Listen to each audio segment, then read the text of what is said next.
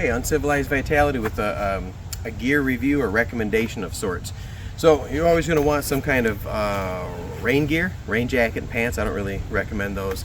My favorite is just a plain USGI poncho with the snaps and the rivets, because not only is it a bit of rain garment, it's a field expedient shelter, or I can use it on the ground as a ground cloth. They're $25 or so, depending where you go. Sometimes you get them cheaper in the surplus stores. So if it lasts only a couple years, I get a lot of use out of it, no big deal. Now, you can upgrade a bit, and this is the one I use in the winter. This is the PSS, the Poncho Survival System by Perry Peacock at Wilderness Innovations. I'll put all that in the description, or have Tom write that in the description with them links so you guys can find it. Great gear, little spendy, but he's got a whole system. I recommend the poncho. I'll show you the poncho, and then we'll do the intro, and then we'll go into it a little bit more. It comes in this neat case. It's made out of a 1000D denier, 1000D Cordura. It comes in lots of different patterns and colors. I have the black multicam. It is quite a bit heavier than a USGI poncho, but it is a little bit bigger as well. Now, unlike the USGI, or like the USGI poncho, this is also rectangular shaped. It's very heavy duty, really heavy duty. I think we've got some footage somewhere, Logan and Patrick and I piling firewood on it a few years ago in the winter and using it to drag half a cord back to campus, or back to camp. Super heavy duty. It's got lots of snaps and buttons down the side, so it functions like a USGI. It's got these little tie-outs, and I'll show you what those are for in a moment. And the coolest thing about this are these channels, these reinforced heavy-duty channels at the end. You can run your, came with some Dyneema cord, you can run that, or your fast rope, your Uncivilized fast rope down through there, or even some paracord down through those channels, cinch those down, hang it in a tree with some straps, and now you've made a hammock out of it. Let's do the intro, and then I'll roll some of those features in.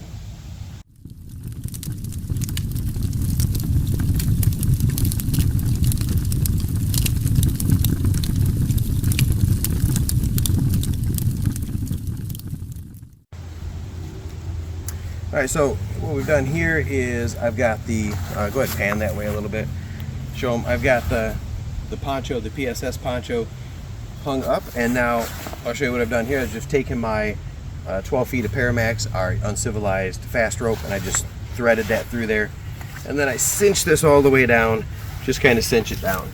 Over here, I mean, I could tie this if I hadn't come prepared for the park in the video. I could just fashion I could find a tree and fashion the line right directly to the tree and have the hammock up a little easier. What I've done to protect the trees in the park is I'm using my Eno tree straps, tree hugger straps, and a carabiner. So I've got this at about the right length. These Eno straps are pretty cool, but unless you've got your hammock out, and I use my Dyneema, what are those called, spider wires or something, much lighter to carry. I use these hammock straps to protect the trees instead of tying the cord in. So now to connect these, I'll take each end of the buddy line and tie a knot you should all be super familiar with. And there's lots of different ways to tie this. I'm just going to throw a bowline in the end of each of these free ends, and I would use the bowline because no matter how much tension it's loaded under, it's relatively easy to untie. Lots of ways to tie a bowline. We're going to go over at the meeting this month how to do the snap bowline, so it's a little quicker. So I have the two bowlines. I'm going to bring those over here. Might have to adjust my tree hugger up a little bit. Loop through there, and then we'll get to probably this high. We'll go a little higher. Not as svelte as I used to be. Alright, then we come down here to the hammock. And you can see this is the poncho. It's got that bucket hood in the middle. Just going to flip that over, cinch that down. Right?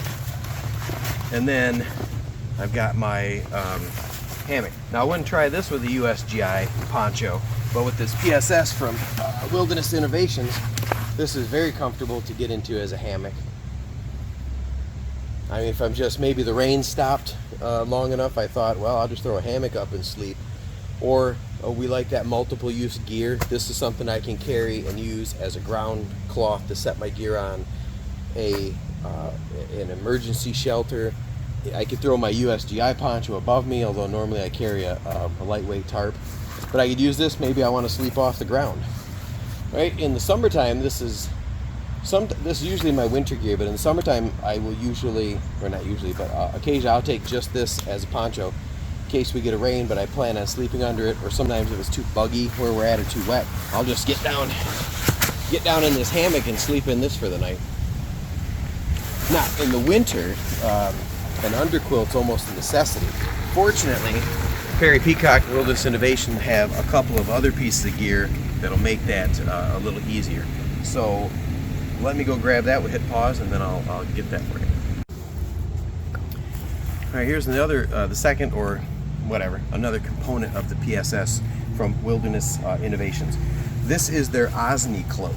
All right, so this is basically the same dimensions as the poncho, which I still right now have in the hammock configuration. Through the sun, it's basically a giant poncho liner. So this will go into my poncho in the event, like I take this as my winter coat sometimes, the OSNI cloak. It is same dimensions. I've got mine with the black on the outside for heat absorption, and then the blaze orange on the inside for, I can use this for signaling. So not only do I have this cloak to warm up, I can get in the hammock and sleep with this, wearing this, which I've done sometimes. Or, see if I can do this relatively quickly. If I can't, I will just speed this part up. So I'm going to dump my cloak into the inside of my hammock. My poncho hammock.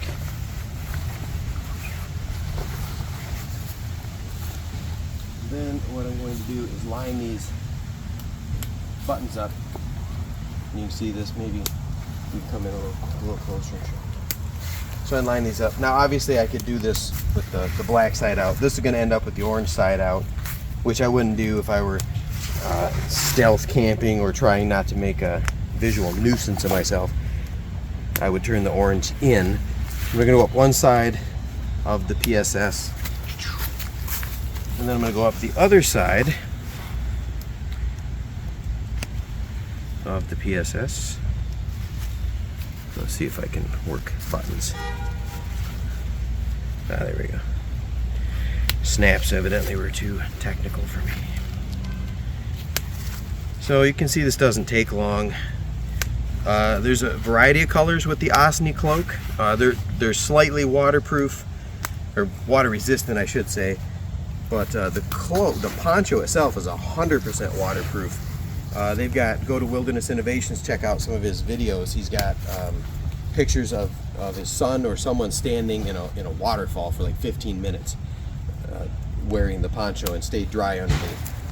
So I'd get that snapped on the inside of that. Then I just will flip my hammock the other way around.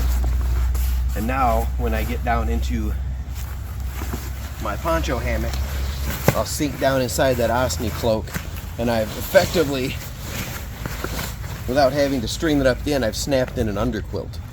So now I've got an underquilt to this, and if I had another blanket for the inside, I'd grab my Afghan Patu or some other blanket, or put my sleeping pants on. That would serve as an underquilt, and it really brings the warmth up. One more piece of Wilderness Innovation. This is that's the OSNI cloak. I forgot what this is called. It's basically the same materials, same dimensions as the OSNI cloak and the poncho, just no hood. I got this one with multicam and black. And this one also has the snaps that run down the side. And it's, I forgot what they call this, I have to look that up. But basically once I get inside my poncho, with the cloak on the outside as a underquilt, I could cover up, let's do the colorful side, I could cover up by tucking this in as a top quilt, and now I'm ready for the cold nights. I've actually used this in the system in the winter quite often, and I'm a warm sleeper, and this has turned out to be a little too warm for me. Typically I'll run my night owl? Great Owl Outdoors. I'll have to look it up and put it in the video. I use that. It's a shorter underquilt, a lot more loft, but it goes with my hammock system. And then inside I typically just pull on my Afghan Patu, that real thin wool blanket. This is actually too friggin' hot with this cloak and this quilt. If you were a real stickler for organization, you could snap this in because of the two-sided buttons that Perry's put down one side of this. I don't know if you can see that. You could actually snap the poncho into one side and then continue stacking the underquilt on the other side, which I won't necessarily.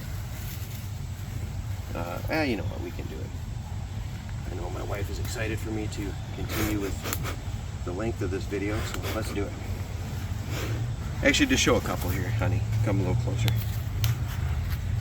So I've got the poncho, I snap the blanket onto that, and then on the blanket I snap the underquilt. I could go along the edge here and do that and snap this in. It's really quite clever what he's done. I could snap even some extra snaps that weren't done up. All right. So basically what I've done, I go along that end, I've got the blankets fastened to one side. So when I get into the poncho for the evening, so I'm not fighting with the top quilt. You know, you ever been in a hammock, you're trying to fit those things around. Now I've got that end snapped, I can just throw that over. If it were snapped all the way up, and I don't have to worry about that rolling off me at night. I wouldn't let that drag on the ground. I would take that and just tuck that down in the poncho hammock with me. There we go. Now I'd be super warm. You might be, usually I throw a tarp above me for precipitation or snowfall. Unless it was the dead of winter, I wouldn't use a top cover because there's no dew, there's no bugs, which is why we camp primarily in the winter.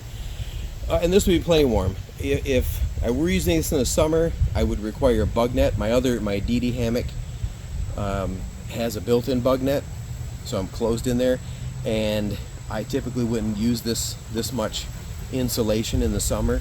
So when there's bugs, I don't need the insulation. When there's no bugs, I can use the insulation and I don't need a net. So that actually works out pretty good. All right, we're gonna hit pause and I'm gonna show you one more cool piece of this system. All right, let's say I'm laying in my PSS hammock mode and it starts to rain or maybe it's cold. I can quickly take this out, stretch that channel out, remove the line that I had put through that channel, and now I have to find the center of this. I'm going to undo the hood, open the hood up, I'm going to find the other hood of the cloak and get that all tucked up in there. You see how that's tucked in there? Okay, so that makes another hood. Put that on.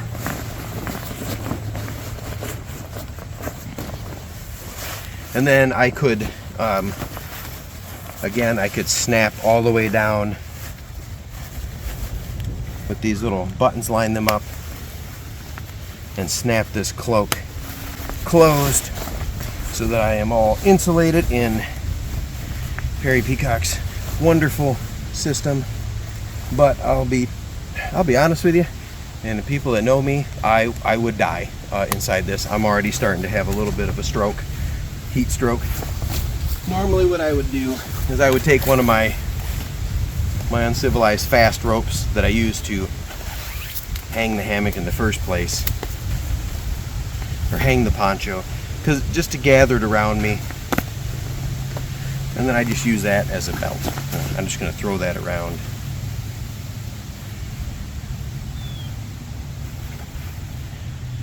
Throw that around me as a belt.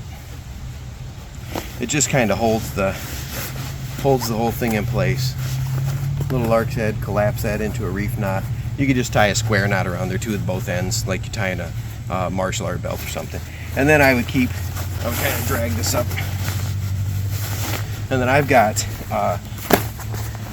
well, not the most fashionable, very, very warm winter cloak. Does it look ridiculous? Yes. Am I really goddamn warm? Yes. I'm too warm. If I pass out and we pause, my wife will revive me from heat stroke with a little water. But except for like the knees down, and normally I'd have my boots on. I've worn this in the winter before out at camps. Although truthfully, I think people have only seen me wear it maybe once. It was, you know, 10 below. It was a little frosty. But yeah, it really works. And then you saw me take that from hammock to this this poncho cloak style. So that was pretty cool. I've got one more configuration to show you, and then we'll be done. Okay, last component in the PSS, the Poncho Survival System, or Poncho Survival Shelter System, PSS, Wilderness Innovation. He's got this, you might have to come a little closer. So there's this package. It basically consists of a ground cloth and a couple of these straps. They buckle on here to these little D-rings. They clip in. They're adjustable, and they've got this little pocket on the end over here where you can insert a tent pole. So I just grabbed some tent poles out of one of my other tents. You can order some from them. But essentially, what you do, we'll have to do a full video on the shelter later, but I just pulled these poles together in the middle, and I forgot my tarp. We came to the park 2 videos. I forgot a tarp. You can stretch a tarp over the top of that in a pinch, and I've seen Perrier guys then use their poncho to throw up and over this, and there's a way to configure that so it's probably a little lower to make a canopy out of the poncho that I used for an actual poncho, and a tarp. Maybe I just string it up as a lean-to without the tent poles. I've done that quite often. But the main part of this is this other giant component here that they named rightly the Beast.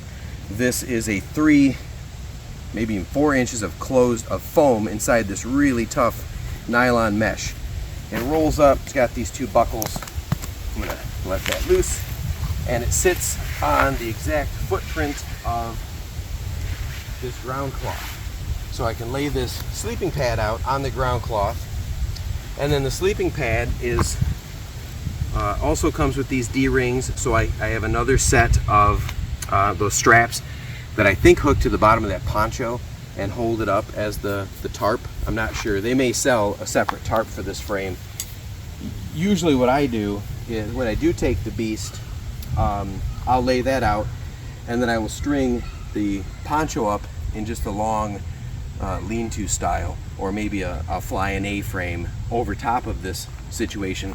And then, like we showed you in the poncho, you grab the